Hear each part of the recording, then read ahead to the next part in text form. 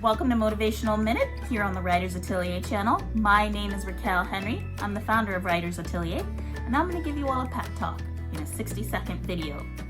So I'm wearing my Books Are Magic sweatshirt, which you can't see the words right now.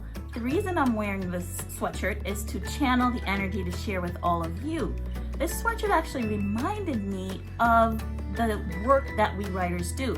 I think a lot of the times, especially while we're navigating NaNoWriMo, we forget that what we're doing is actually quite magical.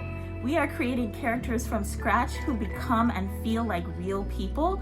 We're creating worlds, and all of this from a blank page. So just keep that in mind as you're going through the month. Remember that your words are magic, you are magic, and whatever you create, whatever you write will become magic. All right? Thanks so much for watching this video, you guys. If you like it, please be sure to like and subscribe. Also share depending on where you're watching, and join us for the next one. Thanks you all, and I'll see you on the next video.